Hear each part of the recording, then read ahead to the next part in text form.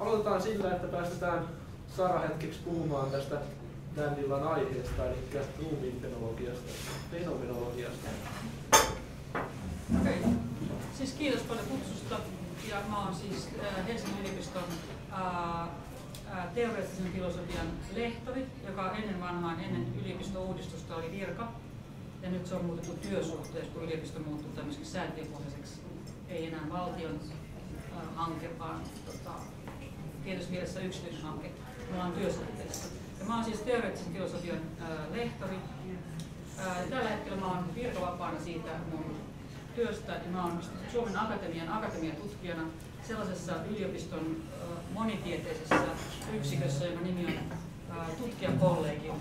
Ja mä oon siellä semmoisella 5-vuotisella pestillä, josta nyt viimeinen vuosi on käynnissä, eli mä lopetan sen ensi vuoden heinäkuussa ja palaan siihen yliopiston lehtorin toimeen. Ja mä sanon jotain vähän tästä mitä mä teen, kerron vähän siitä, mutta sitten itse asiassa mun alustus koskee sitä ruumiin fenomenologiaa ja mitä se tarkoittaa ja mitä sen piirissä tehdään. Kun mä sanon jotain vähän aluksi ensin itsestäni omista hankkeistani kahdesta syystä. Sen takia, että te vähän saatte kiinni siitä, että miten mä teen sitä ruumiin fenomenologiaa. Ja sitten toisaalta sen takia, että jos jotkut teistä on kiinnostunut jatkamaan filosofian opiskeluja yliopistolla, niin saatte antaa sen kuvan siitä, mitä se nyt Helsingin yliopistossa voisi merkitä. Siis mä oon teoreettisen filosofian puolella, joka sijoittuu humanistiseen tiedekuntaan. Ja filosofian oppiaine jakautuu itse asiassa 2 tai oikeastaan 3 oppiaineeseen Helsingin yliopistossa. Siellä on käytännöllinen filosofia, joka on yhteiskuntatieteellisessä tiedekunnassa. Ja sitten on ruotsinkielinen filosofia-oppiaine on yhdessä teoreettisen kanssa humanistisessa puolella. Sen lisäksi filosofiaa voi opiskella teologisessa tiedekunnassa, systemaattisen teologian oppiaineessa. Siellä onkin aika ihan kansainvälisesti tunnettu yksikkö, joka tutkii filosofian historiaa, muun muassa aristoteellista perinnettä ja sitten keskiaikaista filosofiaa. Eli se on aika hajallaan koko siinä yliopiston kentässä se filosofian oppiaine. Sitä voi opiskella monessa, jopa pedagogisessa tiedekunnassa voi myös opiskella kasvatuksen ja koulutuksen filosofiaa. Siis mä oon teoreettisen filosofian puolella ja siellä aiheina on metafysiikka, tieteen filosofia, tieto-oppi, ontologia, sellaiset aiheet, jotka ei liity politiikan filosofiaan eikä etiikan filosofiaan. Mutta tosiasiassa nämä jaot ei pidä paikkaansa. Meillä on ihmisiä, jotka tekee Foucaultin etiikkaa meidän puolella, jotka tekee Foucaultin politiikan filosofiaa. Meillä on ihmisiä, jotka harrastaa kysymyksiä, jotka liittyy etiikan ja ontologian sinne risteyskohtiin. Eli ne jaot, jotka on niin kuin kirjaimellisia, niin ei sitten tosiasiallisesti vastaa sitä, mitä ihmiset oikeasti tekee. Ja mun omat siis tutkimusaiheet on oikeastaan 3 eri alueella. Yksi on tämä fenomenologia, se on se pääalue. Sitten toinen, mitä mä oon tehnyt aika paljon, on filosofinen naistutkimus. Mä oon tutkinut sukupuolen käsitettä ja sukupuolen ideaa. Sitten 3. alue, joka on vähän jäänyt jo jonkin aikaa sitten taakse, niin mä tutkin tekoälyyn liittyviä filosofisia kysymyksiä. Ja sitten mä päädyin sinne sen takia, että mä harrastin mielenfilosofiaa, eli kysymyksiä siitä, mitä on mentaaliset prosessit, mitä on ajatteleminen, mitä on tietäminen, mitä on uskominen, toivominen, eli mikä on erilaiset mielen tapahtumat ja tilat. Ja sitten se kysymys johti konkreettiseen kysymykseen, että voiko tietokoneella olla tämmöisiä tiloja, ja jos voi, niin millä edellytyksillä. Eli siis se fenomenologia, sitten tämä filosofinen naistutkimus, tekoälytutkimus. Sitten mut on koulutettu niin kuin filosofina yhteen tietynlaiseen filosofiseen sekä metodiin että fokukseen. Koko se tiedekunta ja koko se yliopisto itse asiassa, kun mä menin sinne 80-luvulla, kaikki filosofia oli Wittgensteinin filosofiaa ja Wittgensteinilaisuutta, jolloin mun niin kun ensimmäiset julkaisut ja ensimmäiset intressit liittyivät Wittgensteinin filosofiaan. Ja mä oon nyt palannut niihin aiheisiin uudelleen, ja se on tavallaan niin kuin kaikkein vanhin osa mun työtä, mutta myös toisaalta kaikkein uusin, koska mä oon löytänyt yhteyksiä ruumiin fenomenologian ja sitten Wittgensteinin psykologiatieteen filosofiaa koskevista kirjoituksista. Ja mä nyt tutkin niitä yhteyksiä. Mutta sitten siis siinä on tavallaan se tutkimuskenttä ja sitten ehkä on hyvä sanoa se, että filosofinen tutkimus, vaikka se voi ehkä kirjoja lukiessa kuulostaa siltä, että se on yksinäistä puuhaa, niin tosiasiassa se on kyllä ryhmätoimintaa. Eli se mun tutkimus, mä tein se tutkimus pienen tutkimusryhmän kanssa. Ja siihen ryhmään kuuluu 5 ihmistä, joita on rahoitettu erilaisilla tavoilla.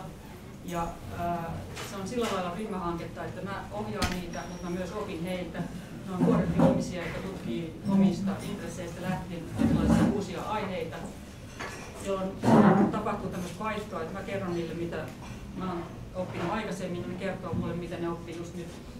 Jolloin se filosofinen tutkimustyö, se tosiasiassa ei ole semmoista kammiossa yksin pohdiskelua, vaan se on aika tällaista toisiin ihmisiin liittyvää sidonnaista ryhmätoimintaa. Ja sen täytyy olla sellaista monista syistä, siis, ja osa niistä on käytännöllisiä, osa on niin kuin, ihan siihen aiheeseen liittyvää. Et yksi ihminen harvoin pystyy isoja tutkimuskysymyksiä niin, yksin hallitsemaan.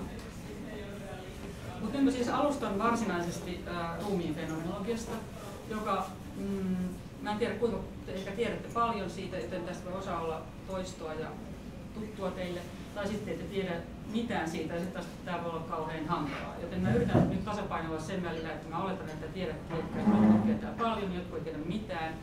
Mä yritän sanoa jotain sellaista, joka olisi kaikille sillä lailla kiinnostavaa, että sitten voidaan lähteä keskustelemaan tämän pohjalta.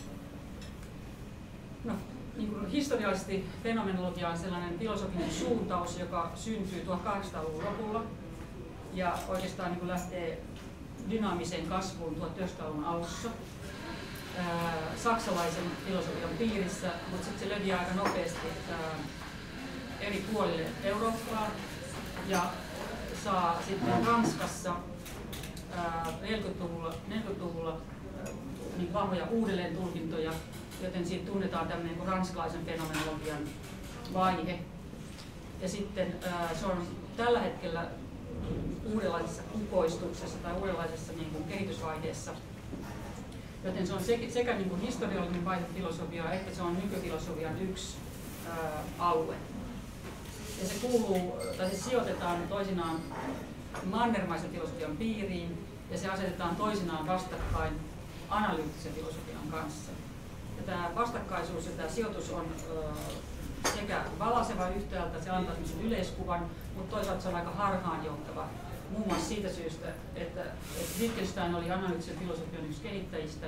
Ja kun te katsotte Wittgensteinin myöhäisiä tutkimuksia ja sitten vertaatte niitä vaikka ranskalaisen fenomenologin Maurice Merleau-Pontin ruumiin fenomenologiaan, niin yhtäkkiä näyttääkin siltä, että siellä on paljon yhtäläisyyksiä, siellä on samoja intressejä, siellä on jopa samoja muotoiluja.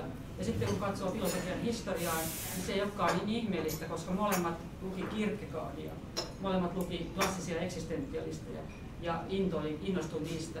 Joten nämä sijoitukset on usein kyllä valaisevia, mutta sitten toisaalta vähän syvällisemmin katsottuna niin ne voi olla, niin ne peittää näkyvistä jotain mielenkiintoisia yhteyksiä.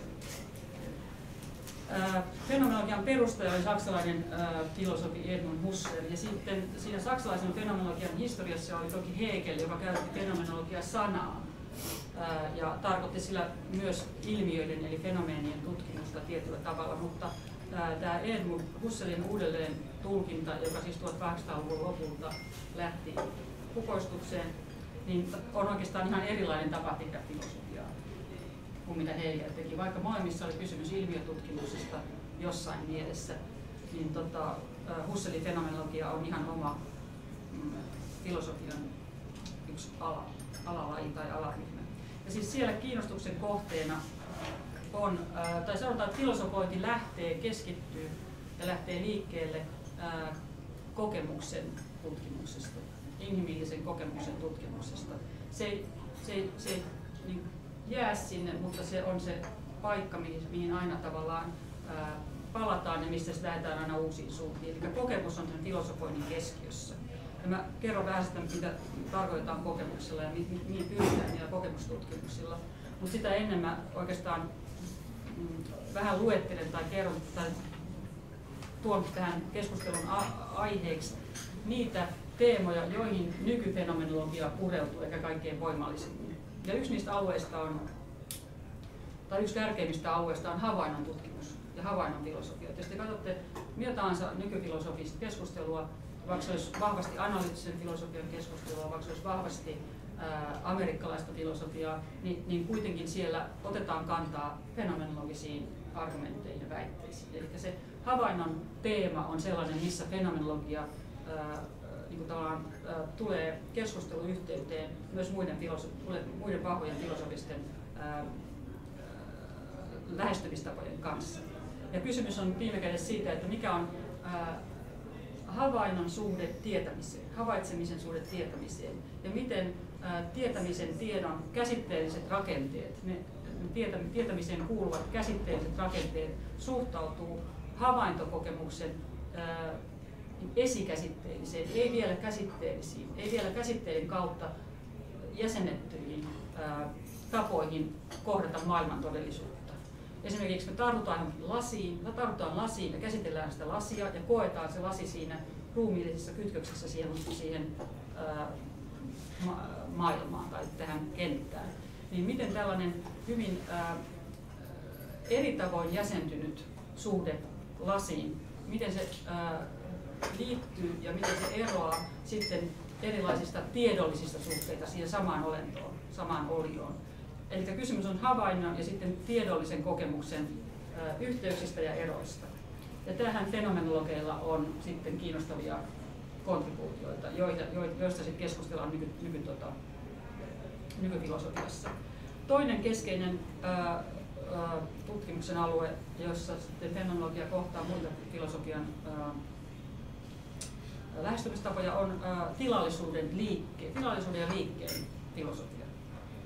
Ruumiin fenomenologia on oikeastaan kaikkein vahvimmillaan, tai fenomenologian yksi vahvimmista puolista on ruumiiseen liittyvien kysymysten jäsentäminen, selvittäminen. Ja ruumis siinä mielessä, että se on, miten ruumis antaa meille tilan, miten se jäsentää sitä tilaa ja miten se tuottaa tilallisia rakenteita. Ja tässä taas fenomenologia kohtaa muita vaihtoehtoisia filosofisia metodeita. Sitten kolmas alue, erilaiset sekä mielensairaudet että fyysiset sairaudet. Fenomenologia on tuonut paljon filosofista ymmärrystä sekä mielenterveyden ongelmiin että fyysisen terveyden ongelmiin. Ja masennuksen, skitsofrenian ja syömishäiriöiden filosofiassa fenomenologia on oikeastaan hallitsevaa tällä hetkellä. Ja sitten fyysisellä puolella esimerkiksi krooniseen kipuun liittyviä tutkimuksia. Fenomenologialla on isoja filosofisia panoksia siellä. Ja sitten, mä kerron teille myöhemmin mistä syystä, mutta sellainen pieni tutkimushaara, johon filosofit, fenomenologit on panostanut, on tekojäsenten tutkimus, joka koskee tekojäseniä ja erilaisia liikkumisen apuneuvoja, sekä teknisiä apuneuvoja että sitten ihan orgaanisia apuneuvoja. Eli se sairaus oli kolmantena teemana ja sitten neljäntenä teemana, tärkeänä teemana, niin taiteen filosofia. Ja nämä kaikki, siis nämä neljä, havainto yhtäältä, liike ja tila toisaalta, kolmantena terveys, neljäntenä taide. Nämä ovat kaikkia sellaisia teemoja, joihin ruumiin fenomenologia tuo nykyisin ison panoksen.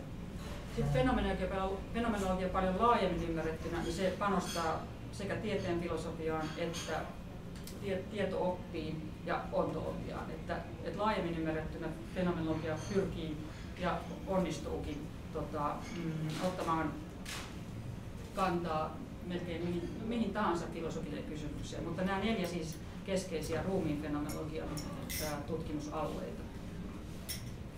No niin, mä kerron vähän nopeasti siitä, mitä tarkoitetaan fenomenologialla ylipäätänsä. Ja sitten mä yritän mennä vähän sitä ruumiin fenomenologiaan.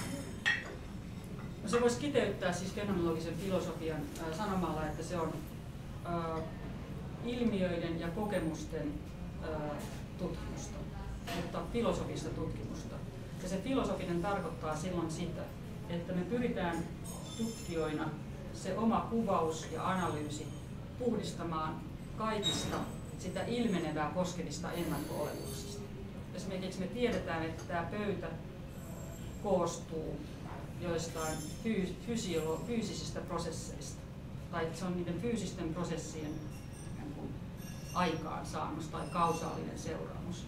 Mutta kun me tutkitaan sitä pöytää fenomenologisesti tai meidän suhdetta siihen pöytään fenomenologisesti, niin me ikään kuin siirretään sitä kohdetta koskevat ennakkokäsitykset syrjään ja yritetään kuvata ja jäsentää sitä, kuvata sitä sellaisena, kun se siinä kokemuksessa ilmenee. Ja sitten mikä se kokemus nyt onkaan kyseessä, esimerkiksi havaintokokemus. Jos meillä on kysymys vaikka rakkaudesta, me tiedetään, että rakkauskokemuksessa ihmiseen vaikuttaa erilaiset hormonaaliset prosessit. Mutta jos me tutkitaan sitä fenomenologisesti, me siirretään syrjään tämmöinen fysiologinen tieto. Me siirretään syrjään myös tieto erilaisista historiallisista prosesseista, jotka on vaikuttanut rakkauskäsitteen kehitykseen. Me siirretään syrjään sekä tämmöinen luonnontieteellinen tieto että kulttuuritieteellinen tieto. Ja pyritään kuvaamaan sitä kokemusta sellaisena, kun se ilmenee, sellaisena, kun se on annettu meille rakastajina ja rakastetuksi tulleina henkilöinä. Ja päämääränä ei ole niin kuin tyytyä siihen kokemuskuvaukseen, vaan viimekätisenä päämääränä on yrittää löytää ja kuvata ja sitten teoreettisesti antaa teoreettinen hahmo niille kokemusten moninaisuudelle, sille kokemusten koko kirjolle. Eli yrittää löytää ne rakennetekijät, jotka yhdistää kaikkia kokemuksia ja sitten esimerkiksi kaikkia tunnekokemuksia, kaikkia havaintokokemuksia, kaikkia tiedollisia kokemuksia, joka yhdistää niitä, mutta sitten toisaalta myös ne tekijät, jotka erottaa niitä. Esimerkiksi kysymyksenä voi olla, että mikä tekee kokemuksesta juuri tunnekokemuksen tai eli emotionaalisen kokemuksen, ja mikä erottaa sen emotionaalisen tunnekokemuksen tiedollisesta kokemuksesta. Mikä erottaa sen käytännöllisestä suhteesta siihen samaan asiaan. Mikä on tunnekokemuksen, fenomenisesti käyttää sanaa olemus, mitkä on sen olennaiset rakennepiirteet. Ja fenomenologiassa pyritään saavuttamaan löytämään kaiken kokemuksen olennaiset rakennepiirteet, siis ne piirteet, jotka yhdistää kaikkia kokemuksia, ja sitten ne piirteet, jotka yhdistää tietyn kokemusalueen kokemuksia. Esimerkiksi mikä on yhteistä kaikille tiedollisille, tieteellisille väitteille, mikä tekee väitteestä tieteellisen väitteen ja erottaa sen muista väitteistä. Eli olennaiset rakennepiirteet on niitä tavoitellaan. Tai välttämättömiä rakennetekijöitä voi sanoa myös. Ja yksi niin perusesimerkki kaikkia kokemusta yhdistävistä rakennepiirteistä, jos haluaa vähän antaa konkretiaa tälle, niin yksi on ajallisuus. Kaikki kokemus on ajallista. Ja tämä on siis fenomenologinen väite. Sitten tästä voidaan kiistellä, että voidaan antaa vastaesimerkkejä, että etsitään kokemuksia, joissa ei olekaan ajallisuutta, jossa ajallisuus ei olekaan määräävä rakenteellinen tekijä.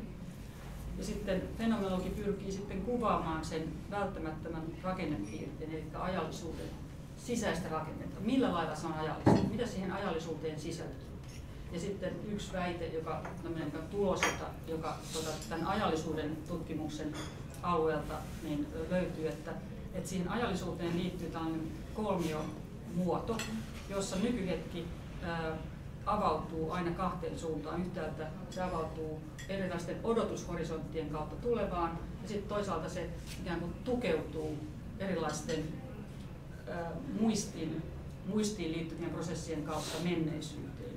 Ja sitten seuraava tulos on se, että tämä tulevaisuuteen avautuva horisontti ja menneisyyteen tukeutuva horisontti eivät ole samanlaisia, vaan ovat olennaisesti erilaisia. Eli se tulos on sellainen, että me ei saada olettaa, ja meidän pitäisi niin kuin ikään kuin sen analyysin kautta nähdä, että meidän suhde tulevaan on rakenteellisesti erilainen kuin meidän suhde menneeseen. Vaikka ne ovat molemmat ikään kuin tämmöisiä horisontteja tai avautumia, niin ne ovat erilaisia olemukseltaan välttämättä erilaisia. Ja sitten siellä on, niin jos lähdetään väittelemään, niin sitten erilaisia sitten kiistoja, että millä lailla on erilaisia ja eri fenomenologeilla on eri kantoja, mitä se ero on, mutta kaikki on suht samaa mieltä siitä, että se menneisyyteen tukeutuva suhde ja se tulevaisuuteen kurottava suhde on niin kuin keskinäisesti erilaisia. No sitten toinen esimerkki rakennetekijästä, tämmöistä välttämättömästä piirteestä, joka luonnehtii kokemusta, on sitten rajallisempi havaintokokemuksen välttämätön piirre. Sellainen piirre, mikä erottaa havaintokokemuksen jostain muista kokemustyypeistä, mutta yhdistää kaikkia havaintokokemuksia. Niin, yksi tulos, yksi niin kuin väite on tämä. Kaikki havainto sisältää, kaikki mahdollinen inhimillinen eläimellinen havainto sisältää välttämättä marginaalisen kokemuksen sen havaitsijan omasta kehosta. Ja sitten tässä taas voidaan kiistellä, mutta tämä on yksi niin kuin, tulos.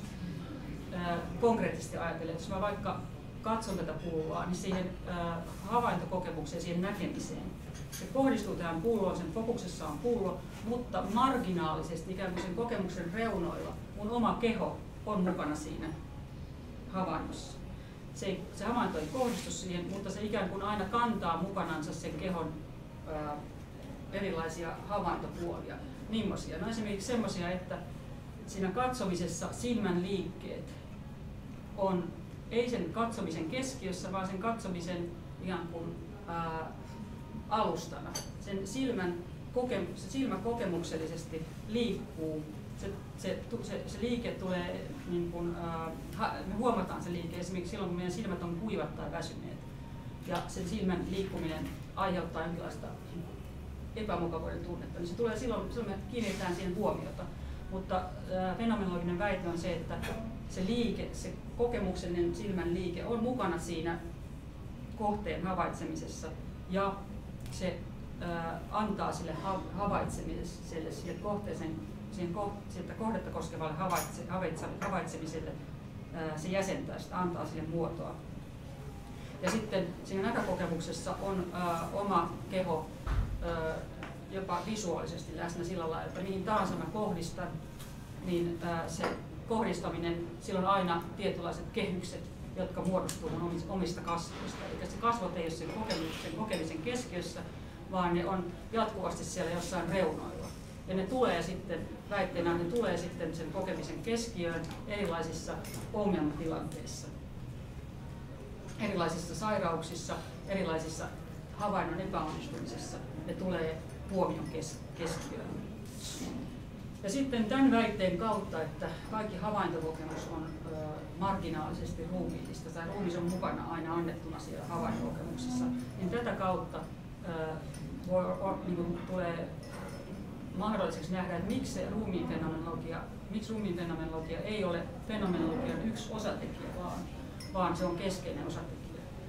Ja se syy on se, että perusideana on tämä, että meidän suhde maailmaan aina alustavammalla tasolla, kaikkien hienoimpien tiedollisten, tieteellisten ja uskonnollisten ja rituaalisten prosessien pohjana on havainto sitten. Ellei meillä ole sitä havaintomahdollisuutta, niin kaikki ne hienoimmat tieteen saavutukset ja ne hienoimmat taiteiden, uskontojen prosessit niin, hajoaa. Eli se havaintokokemus on ikään kuin sen maailmankokemuksen pohjana. Ja jos se havaintokokemus on maailmankokemuksen pohjana, ja jos se havainto aina raahaa mukanaan sitä ruumista, niin me ollaan ikään kuin pääsemättömässä siitä ruumiista. Se ruumis ikään kuin on aina jollain tavalla mukana siinä kysymyksen asettelussa. Se ei ole sen kysymyksen asettelun keskiössä, mutta se on aina jotenkin jonkinlainen viittaus siihen on mukana. Ja siis se ruumiin fenomenologia peruspointtina vaan tässä on se, että se ei ole yksi fenomenologian niin kuin alueista, vaan se on yksi olennainen välttämätön alue, johon on pakko panostaa siinä tutkimuksissa. Ja on semmoisia nykyfilosofian suuntauksia, joissa se ruumis ei ole ollenkaan keskeinen, vaan jossa se on yksi sivukysymys tai yksi spesifikysymys. Mutta fenomenologia on erityinen siinä, että koska siihen sisältyy argumentti havainto-kokemuksen tärkeydestä ja koska siihen sisältyy argumentti havainto-kokemuksen ruumiillisuudesta, niin se ruumis tulee aina keskiöön. Tai se tulee aina niin kuin kysymyksen alaseksi.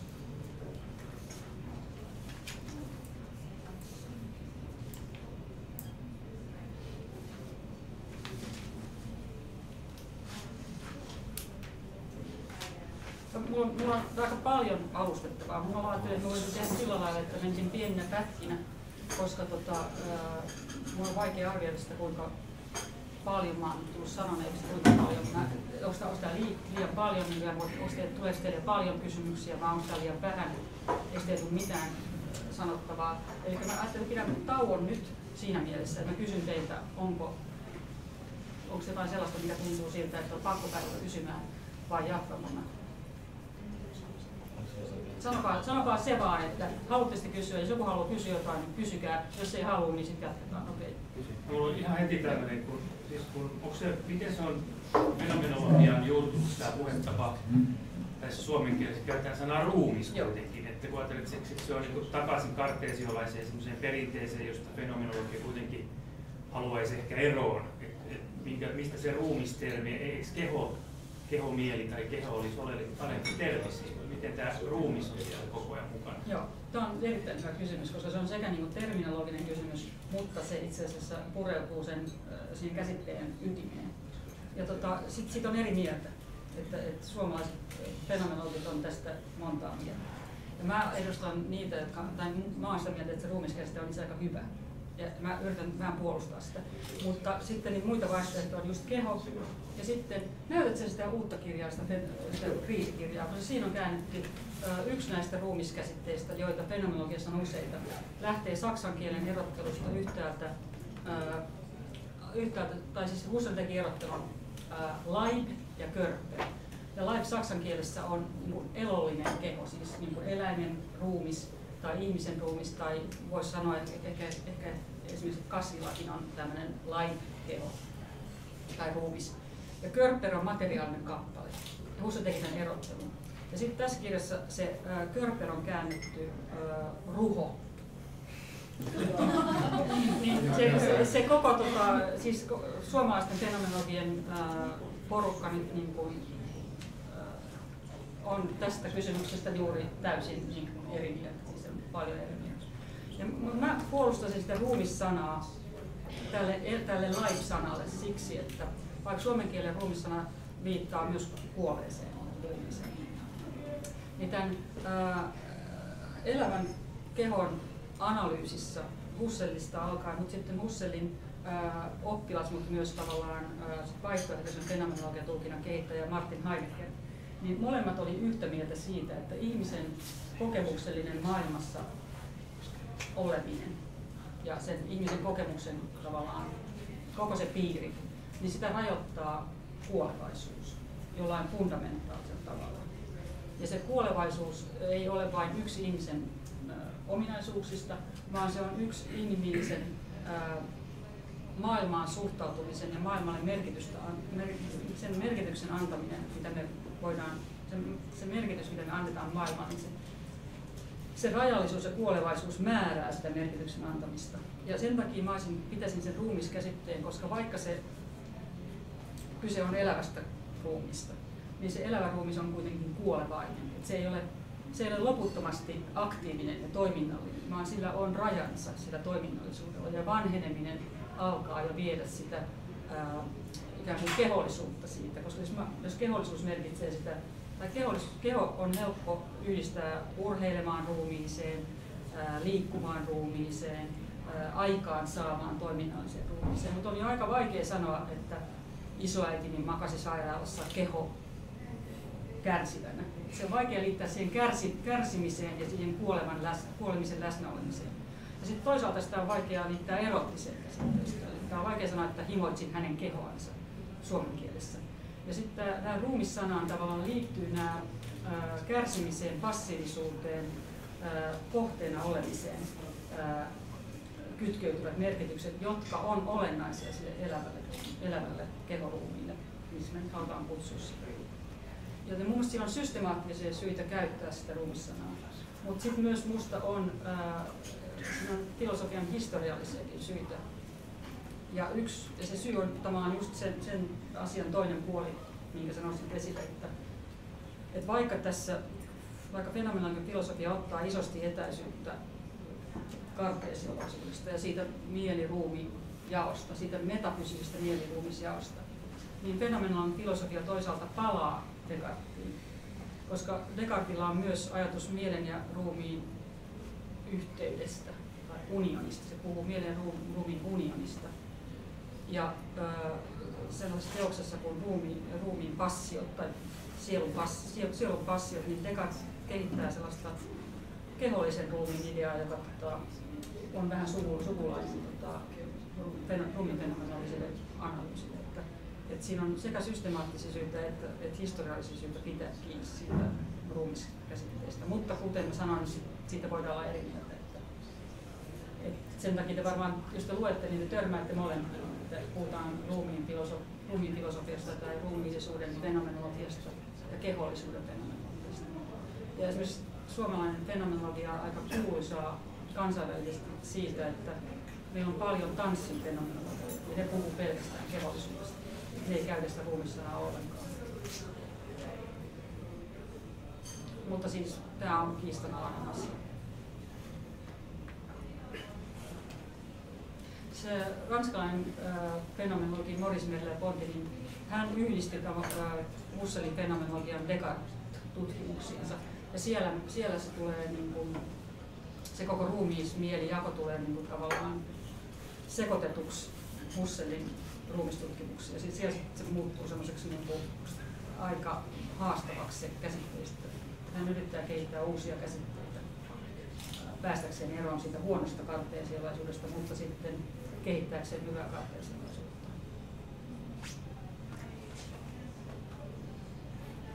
Onko muita? Mä kysyn tähän väliin, että tavallaan jos meidän aina se kokemus tai havainto, niin siinä havainto toisestakin tavallaan liittyy marginaalisti siihen toiseen kokemus tai ruumiillisuuden kanssa. Niin, mikä erottaa silloin tämän fenomenologian sitten niin kuin solipsismista? Joo. No siis fenomenologia, se lähtee siitä, tämä on yksinkertaisuus. Sanotaan, että se on kokemusfilosofiaa ja se aina kiinnittyy kokemukseen. Ja se kokemus on aina jonkun kokemus. Ja se vaatimus on kuvata sitä kokemusta, kuten se koetaan. Ja silloin siinä on tietty minä-lähtöisyys siinä koko metodissa. Se metodi on tietyllä tavalla minä-lähtöistä. Eli jotta mä voisin kuvata rakkauskokemusta, niin mun on jollain tavalla käännyttävä tutkimaan sitä omaa rakkauskokemusta ja yritettävä ymmärtää sitä siinä partikulaarisessa kokemuksessa, mutta sitten tavoiteltava sen rakkauskokemuksen yleisiä piirteitä. Ja se on sitoutunut ensimmäisen persoonan se on minä-kohtassa siinä mielessä. Mutta kahdella tavalla se yrittää niin kuin solipsismin, metodisen solipsismin. Yhtäältä siinä, että se tavoitteena on siis ne yleiset kokemuspiirteet. Eli me tavoitellaan rakkauden yleisiä piirteitä, jolloin me ei voida tyytyä siihen omakohtaisen rakkauden kokemuksen kuvaukseen, vaan meidän on tavoiteltava sellaisia kuvauksia, jonka kuka tahansa rakkautta kokeva voi hyväksyä. Ja sitten on olemassa sitten fenomenologit on kehittänyt erilaisia metodeita tämän asian hallitsemiseksi. Osa niistä on keskustelevia metodeita, dialogisia metodeja, osa on mielikuvitukseen nojautuvia metodeita. Jos me halutaan ymmärtää havaintokokemusta, me ei voida keskustella haiden eikä hamstereiden kanssa siitä, miten ne havaitsee. Mutta jos me yritetään ymmärtää havaintokokemusta sen koko rikkaudessa ja sen rakentetekijöitä sen kaikessa yleisyydessä, niin meidän pitäisi myös tavoittaa jollain tavalla hain ja hamsterin havaintokokemus. Eli sen kuvauksen pitäisi päteä myös niistä. Me ei voida dialogisesti keskustella niiden kanssa, meidän pitää turvautua johonkin muihin menetelmiin. Ja ne menetelmät ei voi olla empiiristen tieteiden menetelmiä. Ja sitten fenomenologit on kehittänyt kuvittelun käsitteelle pohjautuvia menetelmiä. Ja mä voin yrittää sitten kertoa lisää, jos on tarve. Mutta siis tämän menetelmien avulla on päästävä eroon siitä omakohtaisuudesta. Mutta sitten myös se havaintomaailma ilmenee, toinen pointti on tämä, että se havaintomaailma ilmenee meille aina sellaisena, niin kuin sä sanoit, että jos mulla on tämä lasi ikään kuin kohteena, niin tämä ilmenee mulle tässä kosketuskokemuksessa sellaisena, että mun ruumis on siellä mukana siinä kokemuksessa. Mutta samalla kun se mun ruumis on mukana siinä kokemuksessa, niin se ilmenee, että tämä lasi ilmenee sellaisena, että jos mä annan sen sulle, niin sinä toisena kykenet ottamaan sen käsisi. Eli se havainto-objekti ilmenee minulle sellaisena, se on annettu minulle sellaisena, että kuka tahansa toinen ruumiillinen voi suhteutua siihen omalla ruumiillansa. Ja kuka tahansa toinen henkilö voi suhteutua siihen inhimillisesti, mutta myös eläin voi suhteutua siihen omilla havaintoelimillänsä. Jolloin se solipsismi tulee myös temaattisesti ylitetyksi siinä, että se havaintomaailma ei ole sellaisena kuin ilmenee kokemuksessa. Se ei ilmene minulle yksityisenä, vaan se ilmenee jaettuna. Tämä huone ilmenee mun kokemuksessa sellaisena, että se ilmenee myös teille. Eli siinä on tällainen niin kuin sen havaitsemisen ilmenemiseen sisältyy välttämätön viittaus toisiin havaintoihin. Ja sillä lailla se toinen on ikään kuin sisään rakennettu temaattisesti. Joten se toinen henkilö tulee metodisesti mukaan sen takia, että me vaaditaan yleisiä kuvauksia. Ja se tulee temaattisesti mukaan sen takia, että se havaintomaailma näyttäytyy meille jaettuna maailmana. Tarkoittaako tämä nyt sitä, että puhutaan jonkunlaista hieman mukainen sosiologien osallistuva havainnointitermiä osallistuvasta ymmärtämisestä, jolloin a priorisesti täytyy lähteä siitä, että oma havainto maailmasta on jollain tasolla yleistettävissä muiden havaintojen. A priorin olettamus on se, että muiden havainnot on, jos ei samankaltaisia, niin täytyy olla jollain lailla läheistä sukua omille havainnoille. Tai muuten koko metodi on enemmän tai vähemmän hyötyä. Siinä mielessä ehkä kyllä, että tavoitellaan yleistä kuvausta sen havainnon rakenteesta, jolloin väitteenä on se, että se on havainto vaan, se on havaintokokemus vaan, jos se on jaettavissa. Jos se ei jaettavissa, niin se on yksityinen fantasia.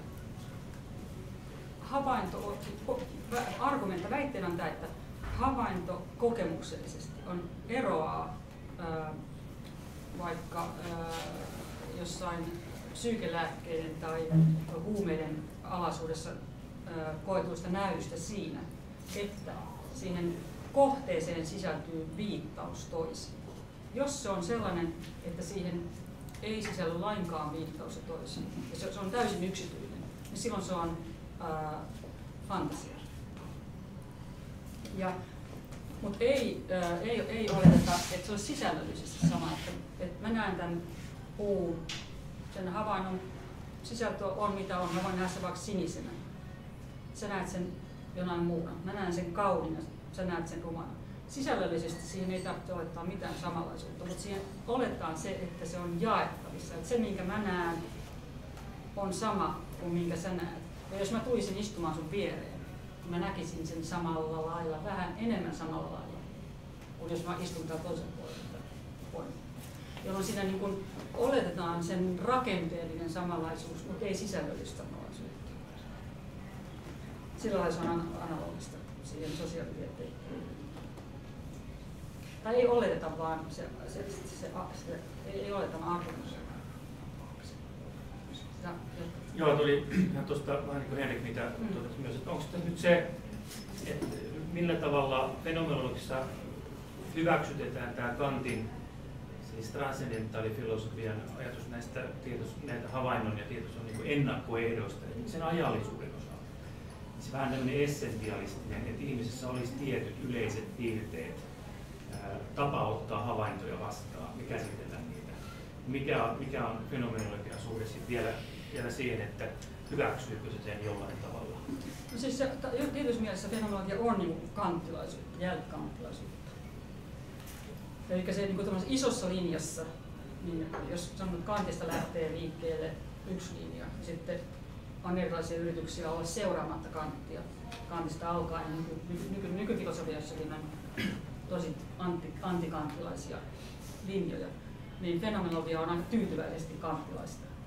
Mutta se eroaa, sitten tämäkin on kiistanalaisia, että kanttilaiset sanoo, että ei se eroa ollenkaan. Että Kantti on, jos tuntee Kantin tosi hyvin, niin varmaan näkee ja kokee niin ja ymmärtää niin, että Husserl itse asiassa vaan toistaa, mitä Kant sanoo. Jos on todella niin Kant-sidonnainen Kant-tutkija, niin niiden kanssa on tullut sellaisia kiistoja, että sanoo, että toinen on kolmannessa kritiikissä, toinen on siellä ja siellä. Mutta jos ei nyt ole niin kuin kauhean perehtynyt ja rakastunut Kanttiin, niin on helppo hyväksyä pari-kolme sellaista erottavaa tekijää. Ja yksi on se, että Husserl oli aika, ja muut fenomenologit, koko porukka oikeastaan, niin piti aika kovasti kiinni siitä, että minuuden rakenteet on jotenkin, minuus on jotenkin ainutlaatuista eri tavoilla Kantilla. Että Kantilla minä oli muoto, joka seuraa kaikkea kokemusta.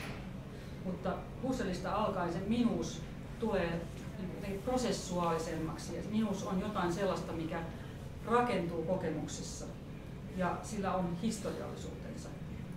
Eli niin kuin tämä minä-keskeisyys, minkä sä toit esille, niin se tulee paljon kiinnostavammaksi ongelmaksi, koska se minä ei ole ei ole kokemuksen muoto, joka seuraa ikään kuin aina muotona, joka välttämättä aina sisältyy kaikkeen kokemukseen. Se on sitä kyllä, mutta se on myös sen kokemuksen kulussa. Se saa enemmän muotoa ikään kuin, se on yksilöllisempi, jolloin se minä-filosofia on erilaista. Ja sitten Husserl sanoi, ja sitten siihen voi olla montaa mieltä siitä, mutta hän sanoi, että hän yrittää päästä irti Kantin a priorin käsitteen niin ymmärryttämisestä ja siinä mielessä, että ne a priorit, edellytykset on jotain sellaista, joka ei ole ikään kuin irrallaan siitä, joka ei ole tutkittavissa irrallaan kokemuksesta, vaan joka siinä kokemuksen muotoutumisessa vasta tulee niin kuin näkyville ja on myös muutoksen alasta jollain tavalla, jolloin se on niin kuin dynaamisempi a priorisen käsite. Mutta niin kuin peruslinjana, jos haluaa niin kuin luokitella, niin fenomenologia on kanttilaisuutta semmoisessa niin kuin isolla kädellä maalaan, niin se on siinä samassa jatkumossa. Se on transsendentaali filosofiaa, se yrittää selvittää kokemuksen, tietämisen, tuntemisen edellytykset, ehdot, mutta se ymmärtää ne ehdot rakennepiirteiksi, jotka löytyy sen kokemuksen moninaisuudesta. Ja sitten se jotenkin sitoutuu sellaiseen ajatukseen, että ne ehdot on dynaamisempia kuin mitä ne ikään kuin muotoutuu sen kokemuksen kulussa. Ja siksi siitä tutkimuksesta tulee myös ikään kuin loputonta. Husserl sanoi, että fenomenologia on ikuinen aloittelija.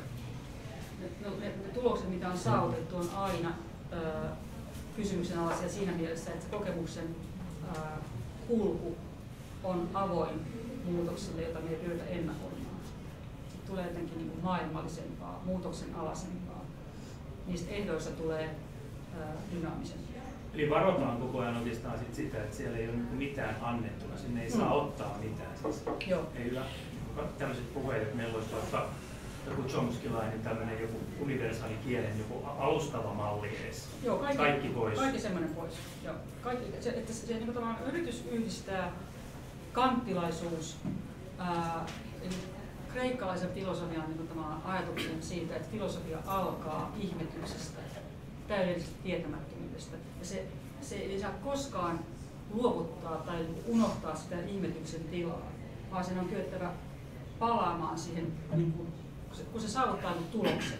Sanotaan vaikka tuloksen siitä, että havaintokokemus välttämättä kantaa ruumista mukanaan tai se on siellä marginaalisin ruumissa, niin se ei saisi tyytyä tähän tulokseensa, vaan sen on kyettävä palaamaan siihen ihmetykseen ja ikään kuin siis on fiksata niitä tuloksia samassa mielessä kuin se saa rakentaa teoriaa niiden tulosten pohjalta, vaan sen on aina kyettävä palaamaan siihen epävarmuuteen, joka koskee uudelleen asetettava kysymys sen kokemuksen muodoista.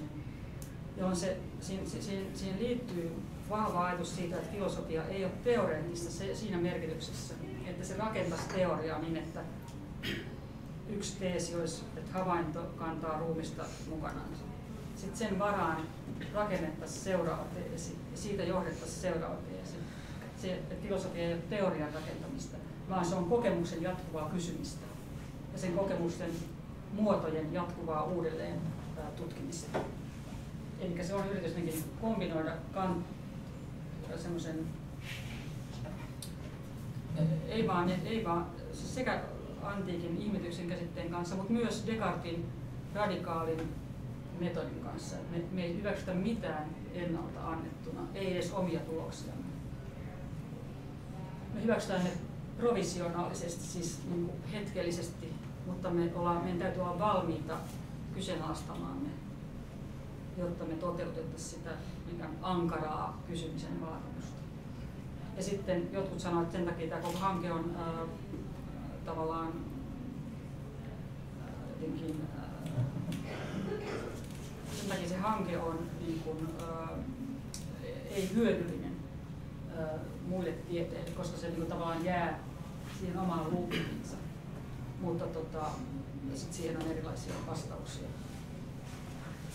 No, voisitko sä vielä vähän avata sitä kanttilaisuuden lyhykäisesti sitä määritelmää? Anteeksi, mitä? Sitä kanttilaisuuden, Kantin transmetafilosofian määritelmää, sellainen lyhykäisesti.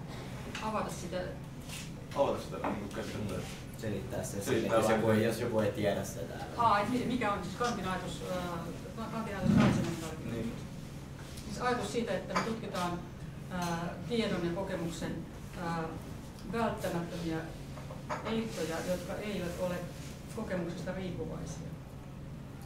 Husserl hyväksyy tämmöisen ajatuksen, tai hyväksyy tämän ajatuksen, että tehtävänä on ymmärtää kokemuksen ehtoja, ei kokemuslähtöisesti, vaan sellaisella menetelmällä, joka ei nojaa kokemukseen. Se ei voi nojata siihen, koska sen täytyisi ikään kuin löytää ne kokemuksen mahdollisuusehdot. Tämä on tavallaan se, minkä Husserl seuraa Kanttia. Mutta sitten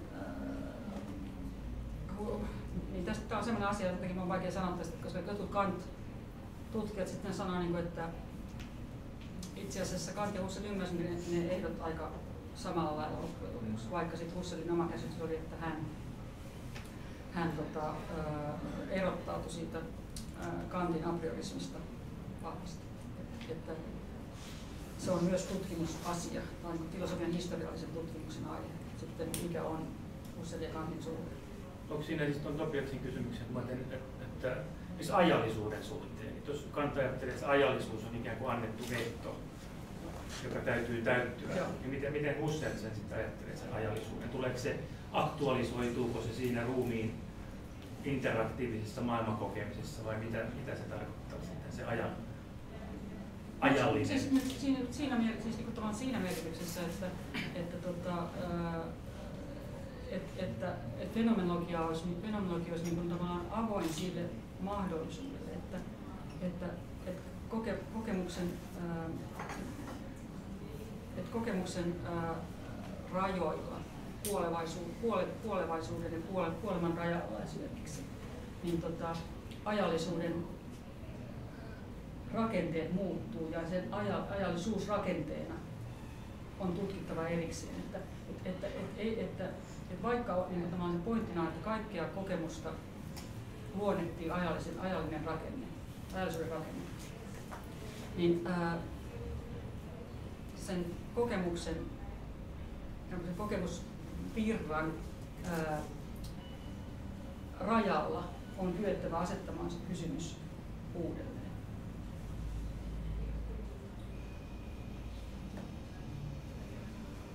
Eli tässä on se ruumiin, se puhut siitä kuolemasta siis taas samaan, että se, niin kuin, se tila, joku tila muuttaa sen, niin kuin, miten se nyt ilmaisee.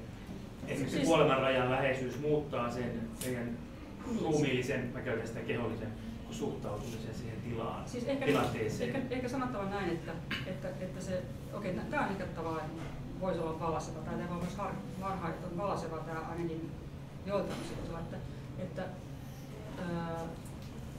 se fenomenologi kysyessään sitä ajallisuutta on kokeva henkilö.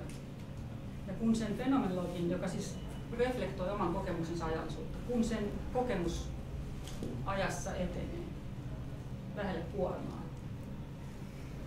niin se ikään kuin törmää uudenlaisiin kokemuksiin.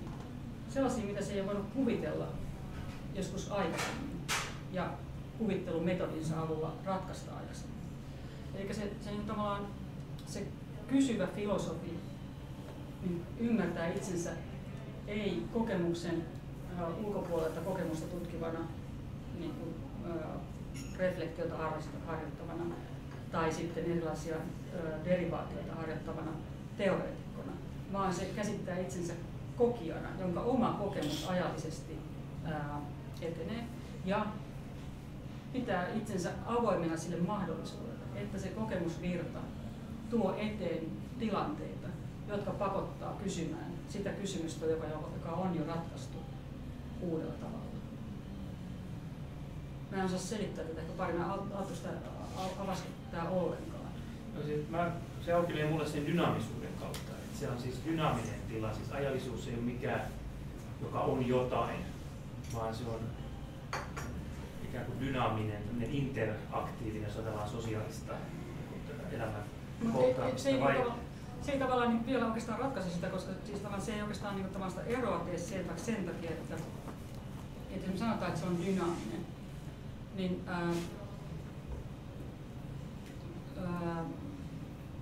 se kysymys voi niin tavallaan kysymyksen voi asettaa aika näin, että onko ajallisuus kaikkea kokemusta luodettava piirre, oli se sitten dynaamista tai ei dynaamista, oli se sitten muuttuvaa tai stabiilia se ajallisuuden rakenne. Luonnehtiiko se kaikkea kokemusta vai ei? Niin fenomenologi pitäisi sitä kysymystä, pitäisi sitä vastausta ikään kuin, tämä on harhaanjohtava, mutta haluan sanoa silti, väliaikaisesti ratkaistuna. Kun kanttilainen ajattelee, että se on ratkaistu ja sen ratkaisun varaan voidaan sitten rakentaa muita kysymyksiä ja muita ratkaisuja. Että se ikään kuin on prosessuaalista se filosofointi eri tavalla. Se menetelmä on niin prosessuaalisen. Ei vaan niin, että ne rakenteet on dynaamisempia, vaan se kysymisen ja vastaamisen prosessi on itse dynaamisen, on itse niin kuin prosessi. Vastaukset on ikään kuin väliaikaisia. Tai se mahdollisuudet, että ne on väliaikaisia, on hyväksyttävä joka tapauksessa, kaikissa tapauksissa. Tässä kun puhutaan tästä ajallisuudesta, niin mulle se mieleen, tarkoitaanko tällä ajallisuudella tässä havainnoinnissa niin fysikaalista faktaa, että niin aika menee koko ajan eteenpäin, molekyylien liike ja niin poispäin, niin poispäin se vanhenet, vaikka sä periaatteessa ajattelet sitä. Vai tarvitaanko tähän ajallisen havainnointiin se tietoinen käsitys siitä, että niin kuin, aika menee eteenpäin. Et esimerkiksi jos niin elää semmoisessa, voiko tämmöinen ihan oikeasti tapahtua, mutta sitten jos elää silleen, niin ei ole mitään, niin kuin, mikä periaatteessa kertoo ajasta, eikä ajattele sitä aikaa ollenkaan, vaan elää vaan silleen, niin kuin elää. Siinä on niin tavallaan se ajallisuus. Sillä ei siis Husserl tekee semmoisen erottelun oikeastaan niin kolmenlaisen ajallisuuden, kolme merkitystä ajallisuudelle. Yksi on objektiivinen aika, joka on se aika, joka on yhteistä. Eli niin kuin, se aika, jossa tapahtuu jaetut arkitapahtumat ja se aika, jossa sitten voidaan kiistellä jostain tieteellisestä tai jostain vaikka niin fysikaalisesta tapahtumista tai lääketieteellisestä tapahtumista. Aika, joka on yhteistä eri henkilöille, oli ne sitten henkilöitä arkimielessä tai sitten tieteentekijöitä. Sitten subjektiivinen aika, joka on kokemuksellista aikaa,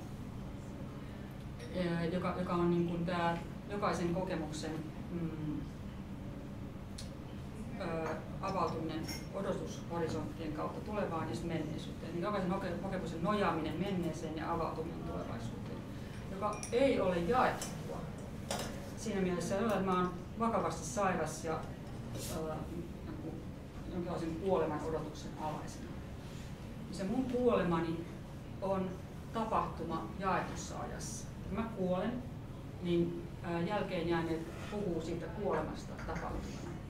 Mutta siinä kuoleman tapahtumisessa se poismenemisen odotus ja sen menneisyyden ihan kasvaminen, se menneisyys kasvaa, kun se tuleva pienenee, se odotushorisontti pienenee, niin se ei ole jaettavissa muuta kuin mä voin tietysti kertoa siitä, mutta kukaan muu ei koe sitä kuin minä.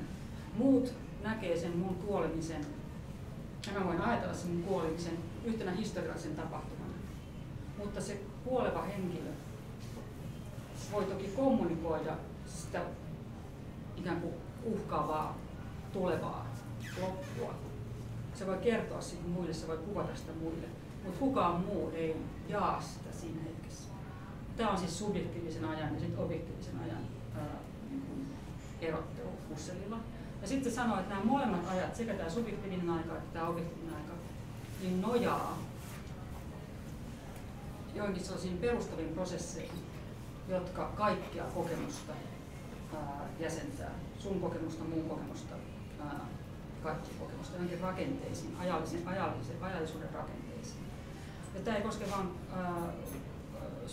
kuolemaa, se koskee syntymää, se koskee tapahtumista. Siis tämä objektiivisen subjektiivisen jakaminen, että me voidaan niin kuin kaikki tapahtumat sijoittaa objektiivisen aikaan, jossa se tapahtuma jaetaan ikään kuin kaikki katsotaan sitä tai kaikki suhteutetaan siihen yhdessä. Mutta toisaalta meillä on siihen tapahtumaan aina subjektiivinen suhde ja siinä se voidaan kommunikoida, mutta se ei ole koettavissa sen toisen ihmisen suhde siihen tapahtumaan. Siis tämä kolmijako, niin siinä ei oikeastaan kysymys siitä, että me niin kuin tiedetään jotain ajasta tai meillä on tietoinen suhde aikaan. Eikä siinä ole kysymys siitä, että me tiedetään jostain fysiologisista prosesseista, vaan siinä on kysymys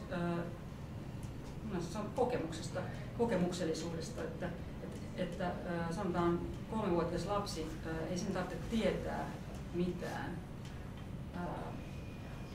Jos tarvitsee oikeastaan tiedollisesti olla missään suhdessa omaan aikaansa tai jaettuun aikaan.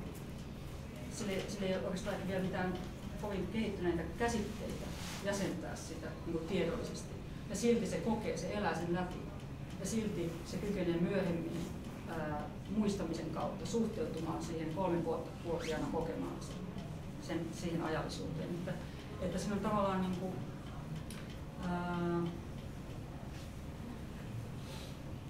että helposti tavallaan me ajatellaan, niin kuin, että kokemus on tietosta, että ainahan se on jollain tavalla tietosta, mutta se mitä koetaan, niin sen ei tarvitse olla tietoisuuden kohteena. Kaikki kokemus kohdistuu johonkin, siinä mielessä on tietosta, mutta siinä kokemuksessa on annettu paljon muutakin kuin se, mikä on, mihin tietoisuus niin fokusoi.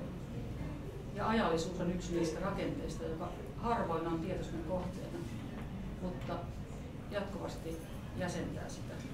Ja sitten kuolemisen ja syntymisen rajapinnoissa se jatkuva jäsentyminen joutuu jonkinlaiseen liikkeeseen, jota on vaikeutta, mutta joka on tehtävänä, se luominen on tehtävänä.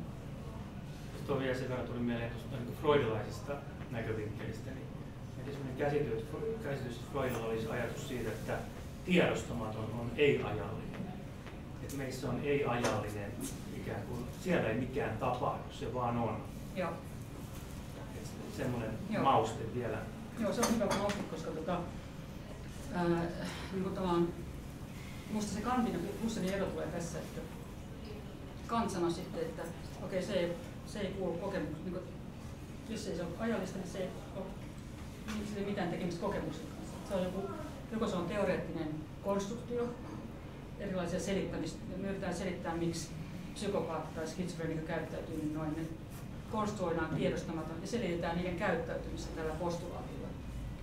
Mutta fenomenologi ei sano niin. Mä sanoisin näin, että okei, että joku väittää erilaisista teoreettisista syistä ja hoitokäytännön syistä, että kokemuksessa olisi tämmöinen elementti tai kerros tai joku rajapinta, jossa ajallisuus tulee jotenkin ongelmaksi, joka ei ole samalla lailla ajallista kuin havaitseminen, muistaminen, tunteminen, tietäminen, vaan joka olisi jotenkin kokemuksen alueen reunalla tai alapinnalla tai jotenkin relevantti sen kokemuksen ymmärtämiseksi, mutta jossa ajallisuus ei enää toimi samalla lailla kuin se toimii arkikokemuksessa tai tämmöisessä tietoisessa kokemuksessa. Ja fenomenologit on sanonut näin, jolloin meillä on aika sellainen hyvin mielenkiintoinen dialogi psykoanalyysin ja fenomenologian välillä, jossa yritetään ymmärtää tiedostamaan ja sen erityistä ajallisuutta.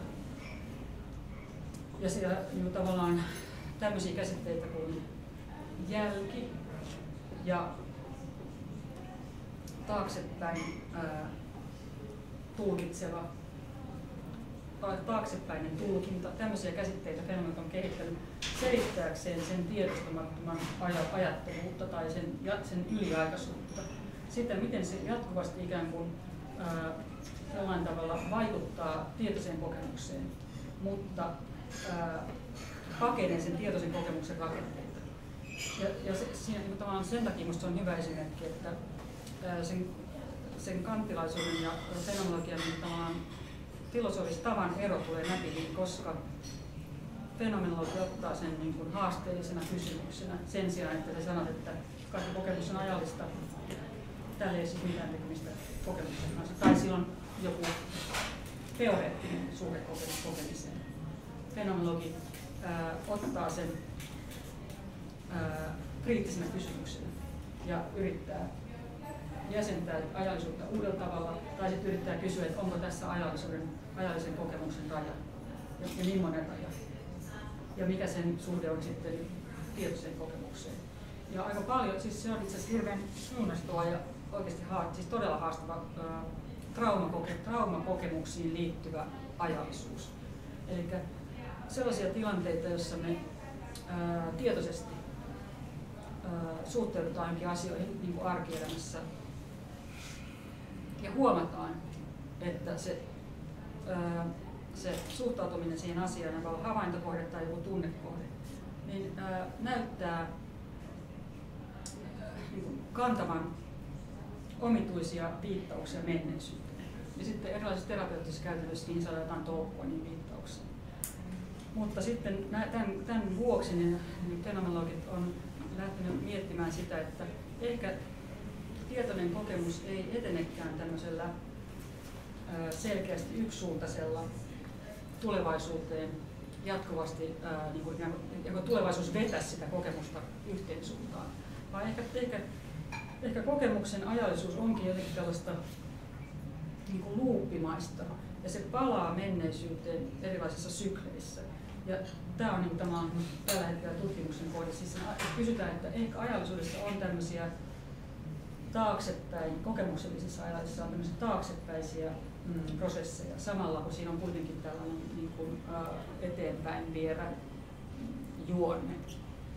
Ja se on ikään kuin kysymyksen alla, ja siis siitä ei mitään yksimielisyyttä, mutta siitä on paljon tosi kiinnostavia hankkeita käynnissä. Tähän väliin ihan lyhyt kysymys. Onko vieläkään tarvetta ostaa joku kahvi tai pulla tai vastaava tässä välissä? Paljon kello muuten on? Kello on nyt kohta 10 eli 7. Mä ajattelin, että jos pidetään ihan lyhyt tauko, niin voi käydä selostamaan, niin jatketaan sitten sen jälkeen aihetta eteenpäin.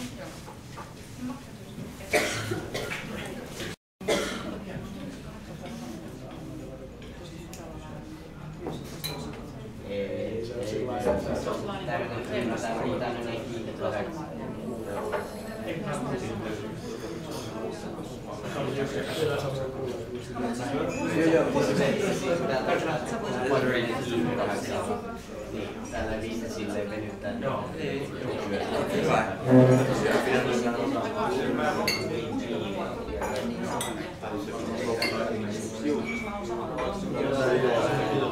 Okei, jatketaan taas takaisin keskusteluun ja haluan aloittaa kysymyksellä, joka liittyy nyt persoonaan, koska siis mun mielestä me ollaan käsitelty nyt paljon sitä, just tätä, että miten erilaisia ilmenemisiä tulee persoonalle, mutta mun mielestä persoonan ei tarpeeksi tartuttu, niin kyllä kysyn tämmöisen, onko persoona niin fenomenologisessa ajattelussa koetun elämän niin jonkinlainen ykseys?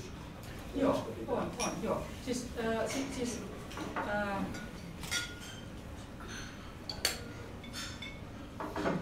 Tämä on niin älyttävä sanoa aina näin, mutta mä sanon sen kuitenkin, mä kuulostan aina sitä muistelevalta vanhukselta, mutta mä haluaisin sanoa, että jo Husserlilla oli paljon sanottavaa persoonasta, mutta sitten fenomenologiassa, myöhemmin fenomenologia sitten rikastutti sitä monella tavalla ja Heidegger toi kuolevan käsitteistön keskiöön. Ja sitten ranskalainen fenomenologia toi, Emmanuel Levinas toi erotiikkaa koskevan problematiikan keskiöön, Sartre ja toi Merleau-Ponty toi ylipäätänsä tunnekäsitteistön keskiöön, kateuden, ahdistuksen tunteen, erilaisia niin ison tunneskaalan keskiöön. Joten siis niin se koko persoonan filosofia on, kulkee läpi sen fenomenologisen perinteen nykyfenomenologiaan saakka.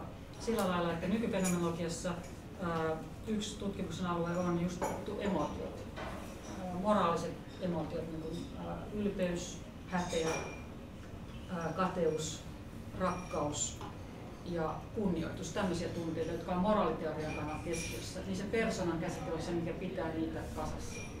Mutta sen takia mä haluan sanoa jo Husserl, koska Husserl liittää tämän persoonan problematiikan ajallisuuden problematiikkaan, jolloin se kokemus muodostaa virran, jossa kokemus viittaa tuleviin ja menneisiin. Ja sitten Husserl rakentaa persoonan filosofian tämän kokemuksen ajallisuuden varaan. Ja sen pointtina on se, että persona on sen kokemuksen keräytymisen ja kerrostumisen ja edistymisen.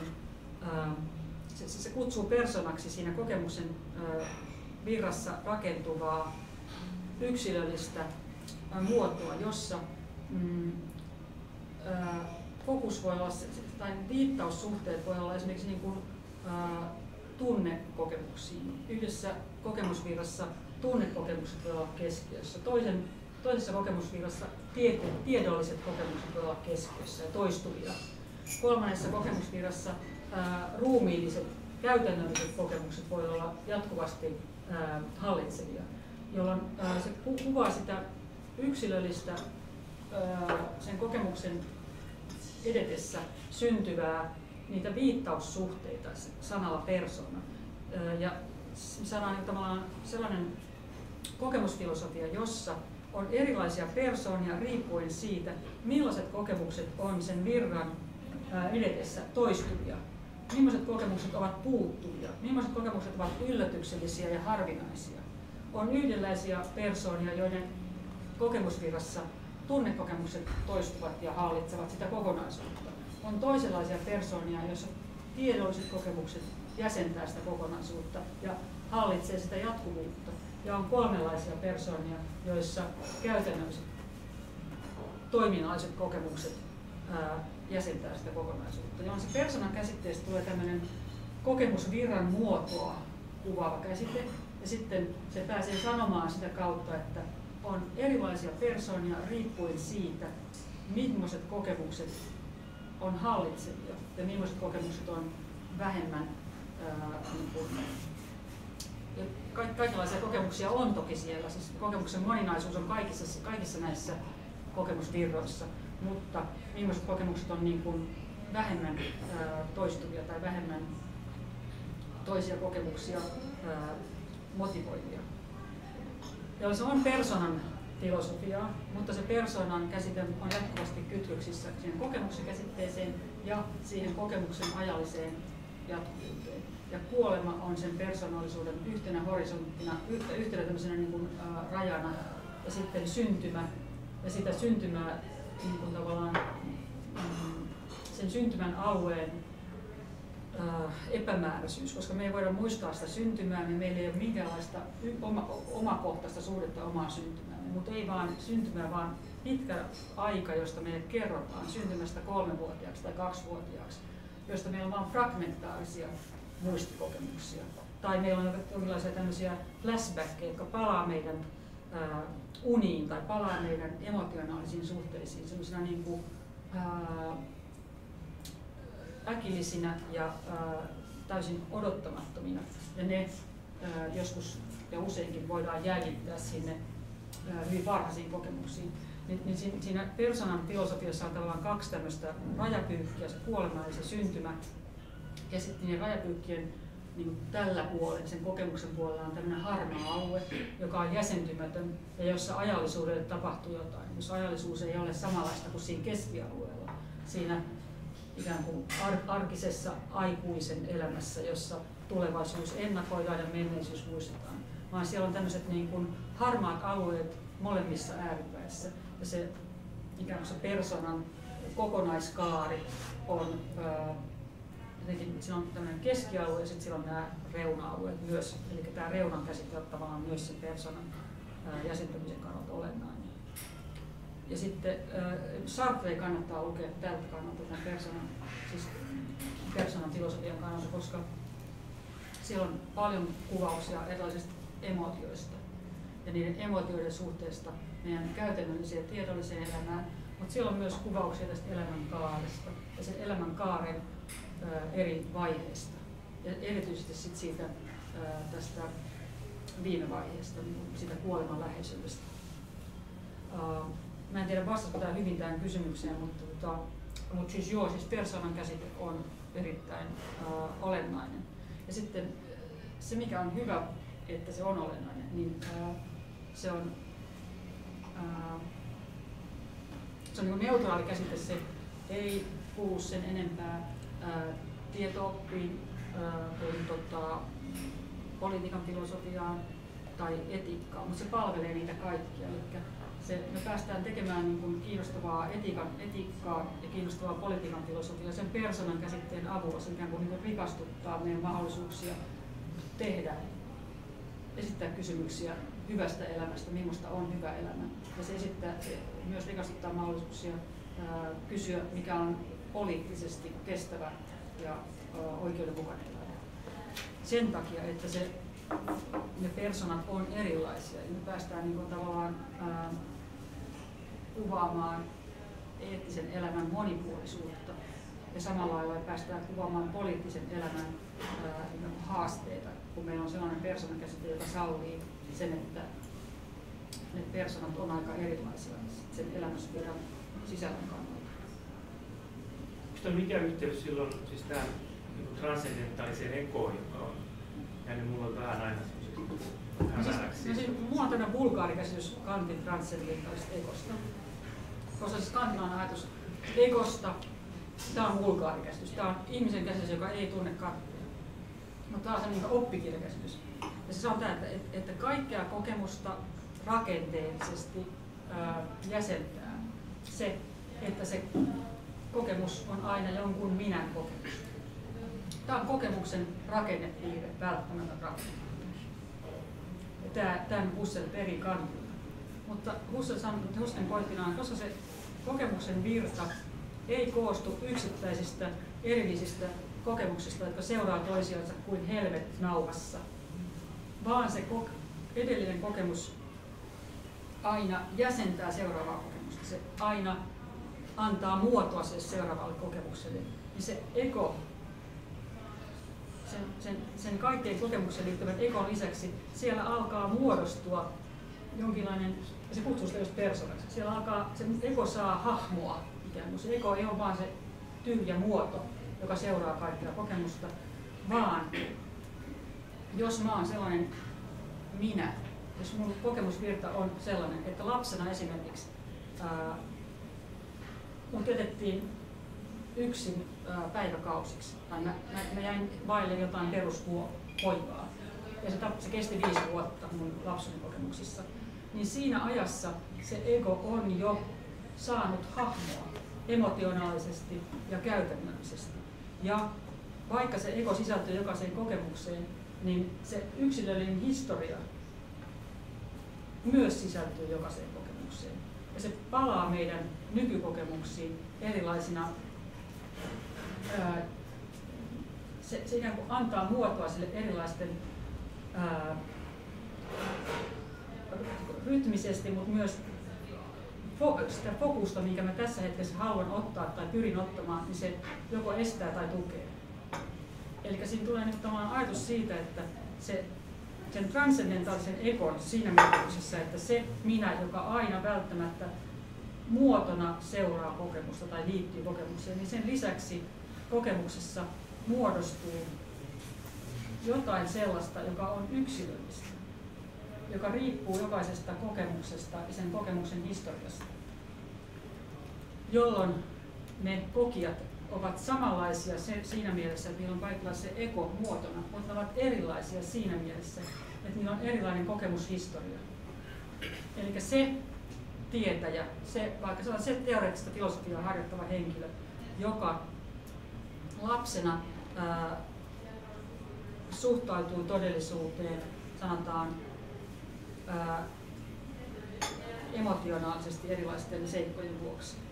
Ja se, jonka emotionaalinen suhde maailmaan oli jollain tavalla estynyt, niin ne 2 tietää, jotka ajattelee samaa kohdetta, vaikka Husserlin Kant-kritiikkiä, niin ikään kuin kantaa sitä historiaa mukanansa ja toki pystyy erilaisten metodien avulla irrottautumaan siitä historiasta, mutta ovat kuitenkin niin kuin motiiveiltansa sidoksissa siihen yksilölliseen historiaan. Eli sitten tulee vähän sellainen niin kuin, se kantilainen ego, sen rinnalle syntyy tämmöinen historiallisesti muodostuva minä, persona, joka kykenee toki hallitsemaan itseänsä ja valitsemaan itsestänsä jotain osia tai niin kuin, suuntaamaan itseänsä tiedollisesti tai tietoisesti, mutta on myös sen menneisyytensä vanki ja on myös sen menneisyytensä ohjattava ja joutuu turvautumaan toisiin päästäkseen siitä menneisyydestänsä eroon, jos se on tarpeen. Ja sillä lailla minusta me saadaan kiinnostavampi minäkäsitys. Ja vähän niin kuin vahvempi minäkäsitys, joka oikeasti auttaa etiikan kysymyksissä ja auttaa politiikan filosofian kysymyksissä. Me ei saada tällaista muodollista minää, joka on kaikissa tapauksissa sama, vaan me saadaan persoonallisen historian muokkaava minä, jonka kyvyt, voimat ja kiinnostuksen kohteet on sen historian vuoksi erilaisia. Mutta niitä voidaan toki sitten muuttaa.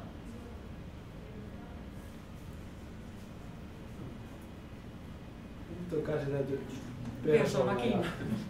persoona ja kokemus. Jos jatketaan sitten aiheesta. Mä sanon yhden jutun vielä, että persoonasta, koska yksi kiinnostava kysymys on tämä, että onko sukupuoli vaan fyysinen, anatominen seikka? Vai voisiko sen ajatella tämmöiseksi niin kuin persoonan rakennetekijäksi?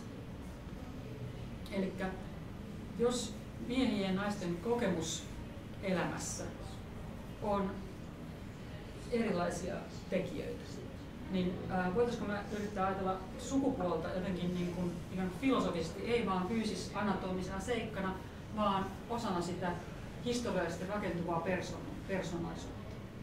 Ja jos se on mahdollista, ja mä luulen, että se ei ole kokonaan mahdollista, mutta se on osittain mahdollista, niin voidaan saada jonkinlainen niin kuin miniatyyrifilosofia. Ja silloin me päästään tekemään niin kuin mielenkiintoisempaa sukupuolen filosofiaa kuin mitä on mitä jossain muissa filosofian osa-alueissa. Ja sitten kun päästään myös tekemään mielenkiintoisempaa filosofiaa esimerkiksi vammaisuudesta, fyysisestä vammaisuudesta. Jos ihmisiä, joilla puuttuu joku aistikyky, näkökyky, kuulo, puuttuu joku jäsen, jotka jonkun sairauden takia on liikunnallisesti rajoittuneita, niin päästään kysymään, että miten nämä erot suhteessa siihen normaalikykyyn, miten nämä erot muovaa niiden kokemusvirtaa, suuntaa niiden kokemuksia, motivoi niitä etsimään tietynlaisia kokemuksia tai estää niitä etsimästä tietynlaisia kokemuksia. Me saadaan niin vahvempaa, teoreettisesti vahvempaa käsitteistöä filosofiaan, koska nämä kysymykset kuuluvat yleensä sosiologiaan ja psykologiaan. Ja filosofia on aika avuton sellaisten kysymyksen edessä kuin miten erilaiset niin fyysiset vammat tai miten erilaiset psyykkiset vammat niin vaikuttaa ihmisten elämässä ja mikä on oikeudenmukaista ja mikä on hyvää ihmisille. Niin filosofia on usein aika avuton ja se joutuu turvautumaan sosiaalitieteisiä ja psykologiatieteisiä. Onneksi se voi turvautua, mutta jos tämä persoonan käsite on sellainen kuin mä toivon, että se olisi, tai musta näyttää, että se on, niin tavallaan voidaan rakentaa filosofista keskustelua, jolla olisi jotain sanottavaa tämän tyyppisen aiheeseen. Ja sitten sitä tehdään jo, että okei, tämä ei vaan mun fantasia tai toive, vaan siis sellaista filosofiaa, siis ei niin, että tämä on vaan mun joku niin kuin, toive, vaan sitä siis on olemassa ja sitä tehdään eri puolilla. Mutta mennään vaan seuraaviin aiheisiin, koska tämä oikeastaan itse asiassa oli hyvä sitä samaa aihetta, sitä kokemusvirran rakennetta. Tämä persona on yksi niistä rakenteista. Eli me tavallaan oltiin hyvä siinä samassa keskustelussa.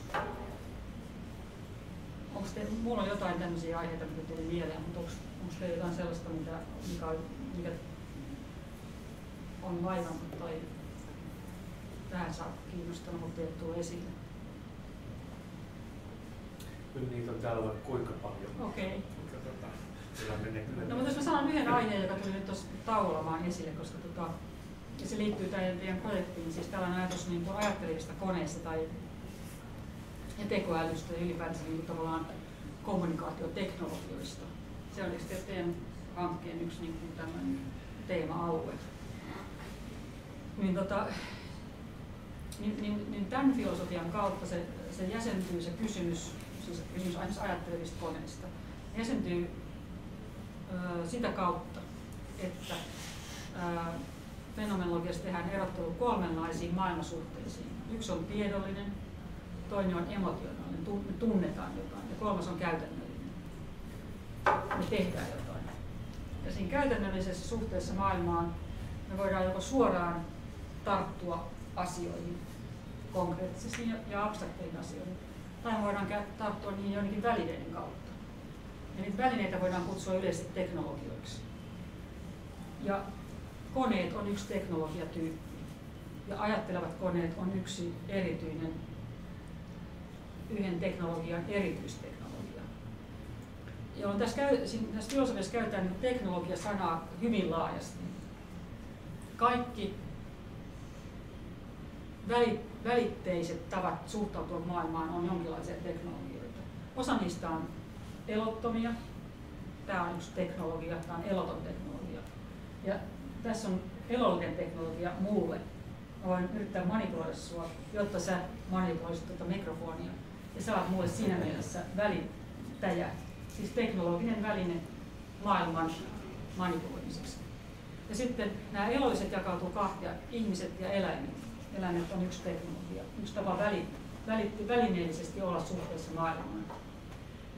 Ja sitten nämä ajattelevat koneet on yksi näiden ei-elollisten teknologian tyyppi, joka on kiinnostava sen takia, että ne simuloi elollisia, eikä vain elollisia, vaan inhimillisiä elollisia. Ne simuloi niitä elollisia, ne on havaitsevia, ja ne simuloi vieläpä niistä elollisista näitä kaikkein korkeimpia ajattelevia.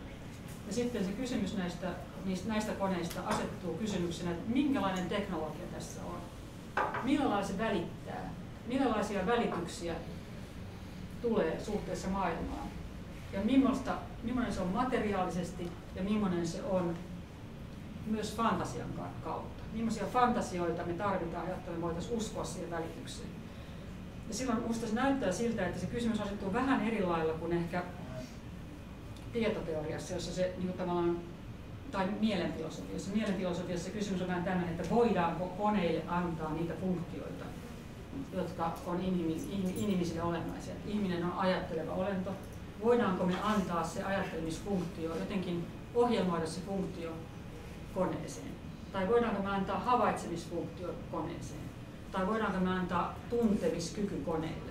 Nämä on mielenfilosofisia kysymyksiä, mutta fenomenologia ei kysy tätä, että voidaanko me antaa sitä, vaan se kysyy, että jos me voidaan antaa, niin millainen välitys siinä on? Millaisia välityksiä siinä täytyy olla?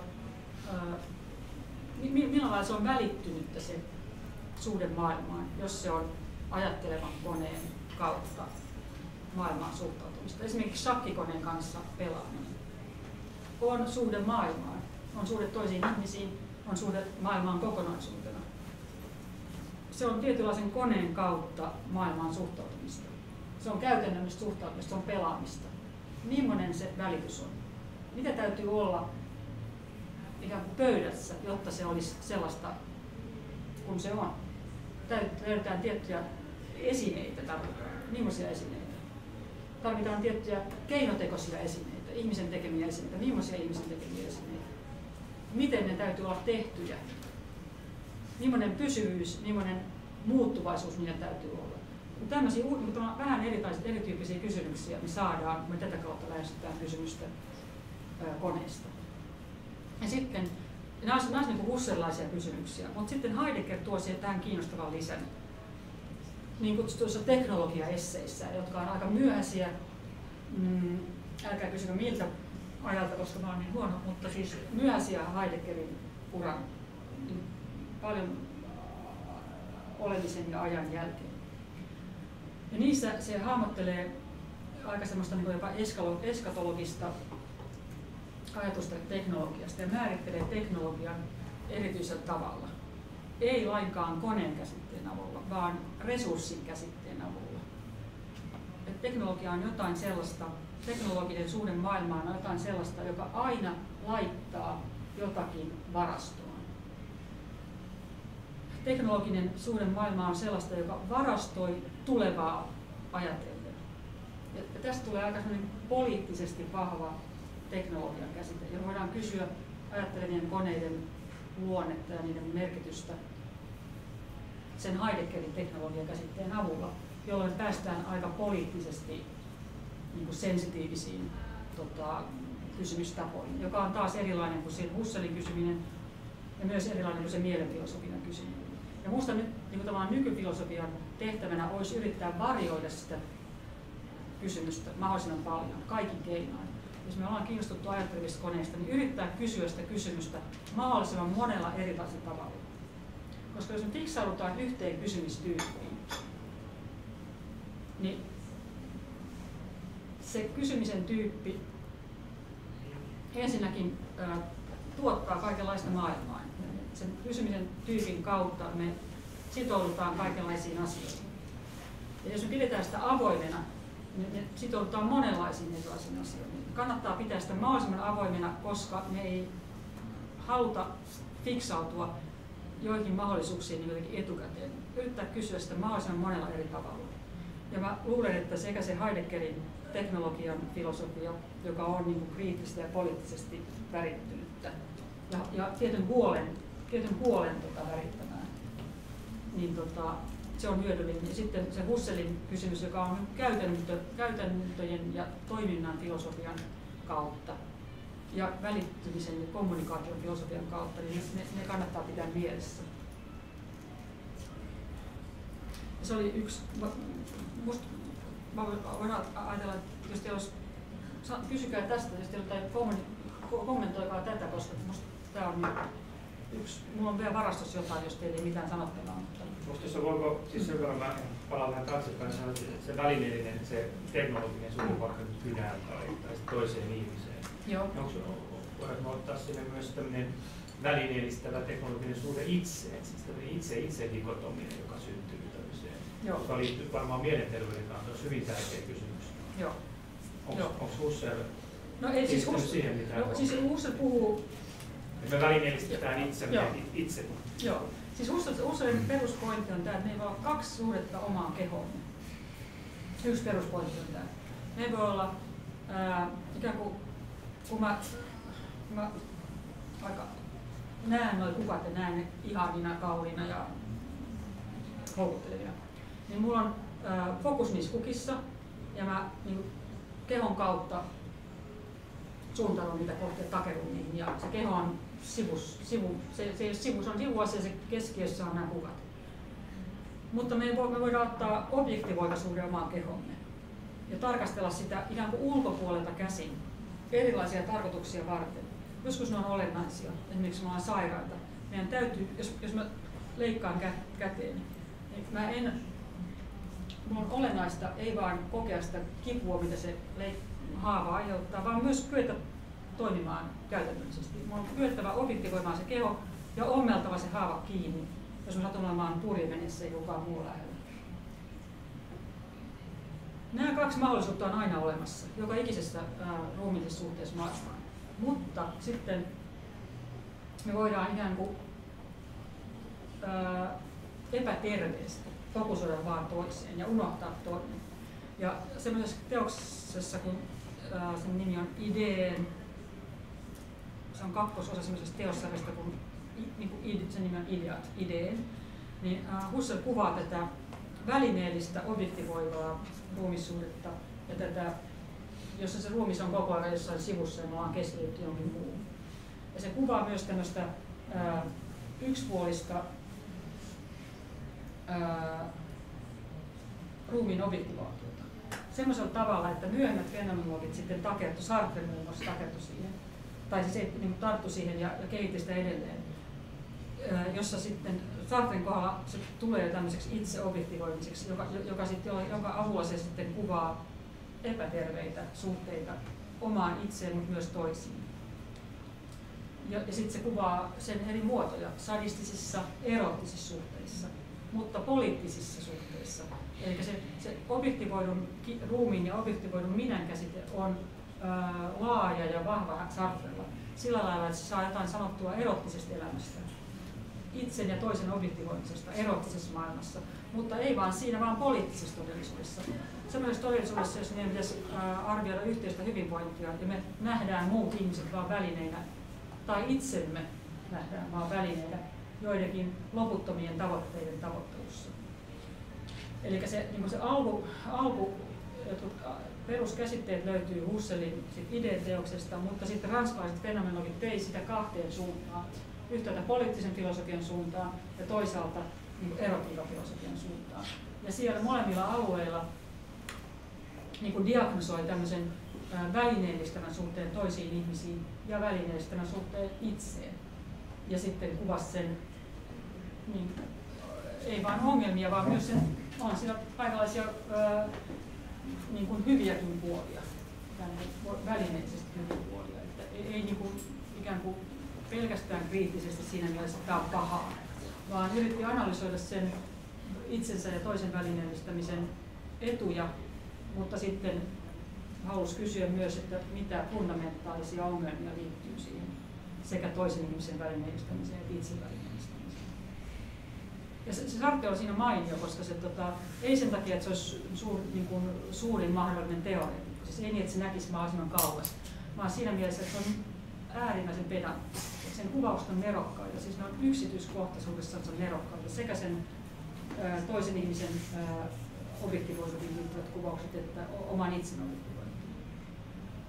Se on myös hauskaa sen takia, että ne löytyy niistä filosofisista teoksista, mutta myös niistä kaunokirjallisista teoksista. Että ranskalaiset eksistentiaaliset, niin kuin Sartre ja Beauvoir, on siinä mielessä kivaa luettavaa, että löydätte ne samat filosofiset probleemat niistä filosofisista teoksista, mutta kun te katsotte samaan aikaan julkaistuja kaunokirjallisia teoksia, niin samat ongelmat on siellä. Ja jos te ette halua lukea sitä filosofista kirjallisuutta, vaan te haluatte lukea kaunokirjallisuutta, niin lukekaa sitä kaunokirjallisuutta. Lukekaa Sartren Inho, Beauvoirin Mandariinit. Se sama samat ongelmat, tismalleen samat ongelmat on siellä. Ja sitten semmoisella tavalla niin kuin kuvattuina, että ne ei ole niin kuin filosofisen teorian niin kuin ikään kuin soveltamista, vaan se on filosofista ajattelemista. Ja sen takia se on todella niin kuin hyvää filosofiaa, että se tarjoaa kaksi eri vaihtoehtoa filosofioida. Sellaisen ikään kuin tieteellisen, mutta myös tämmöisen taiteeseen sidotun filosofian.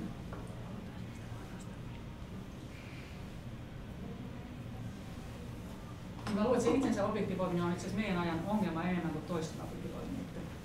Me ollaan aika sensitiivisiä sille, että me ei kohdella toisia ihmisiä välineenä. Me on sisään rakennettu sellainen moraalinen koodi, että toista ihmistä ei saa kohdella kuin konetta tai eläintä. Mutta me ollaan aika jotenkin huomaamatta niin kuin tavallaan, tai me ei huomata aina sitä, miten me kohdellaan itseämme sellaisella tavalla, miten me ei haluttaisi toista ihmistä kohdella. Ja Foucault on hyvä ajattelija siinä, että se muistuttaa meitä tämmöisistä, se kutsuu niitä disiplinaarisiksi, kurinpidollisiksi tekniikoiksi, joilla me itseämme objektivoidaan.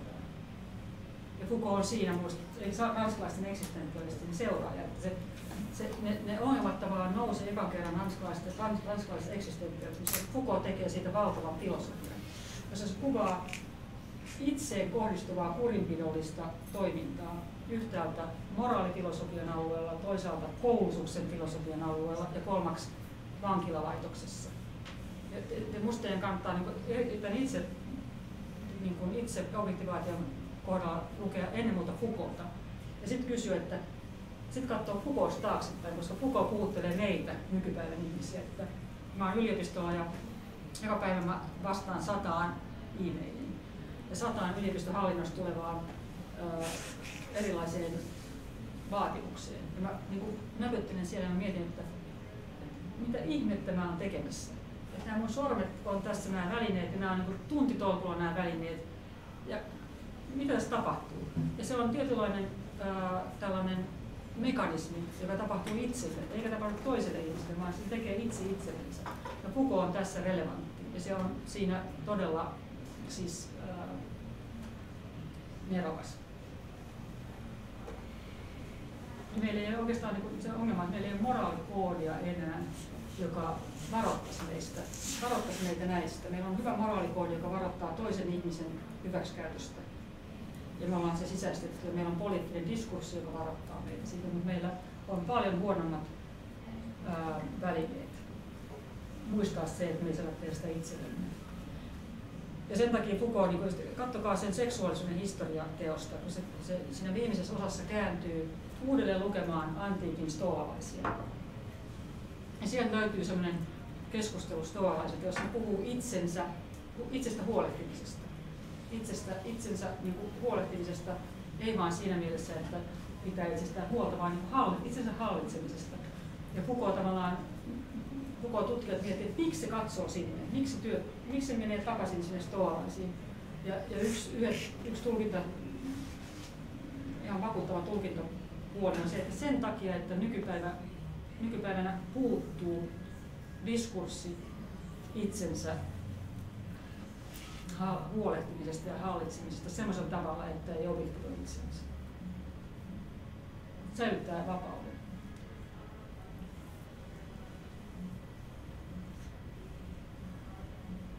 Ja sitten sanon vielä, että se liittyy tähän teknologian problematiikkaan, koska Foucault kuvaa teknologioita, joilla me hallitaan itseämme, joilla me opitaan hallitsemaan itseämme. Ja ne on teknologioita ei siinä mielessä, että ne on koneellisesti välittyneitä, vaan siinä mielessä, että me löydetään välittynyt suhde itseemme. Joko se on fyysisesti tai sitten se on diskursiivisesti välittynyt. Ei niin, että me koneilla tehdään jotain itsellemme. Myös niin, mutta ennen muuta siinä mielessä, että me erilaisten käsitteellisten välineiden kautta löydetään itseemme niin tämmöinen ulkokohtainen suhde. Ja se on ainutlaatuinen, siis erittäin hyvä nykyajattelija sen takia, että se ottaa sen kysymyksen tosi vakavasti. Toi seksuaalisuuden historia ja sitten se on ehkä helpoin, lukekaa sitä.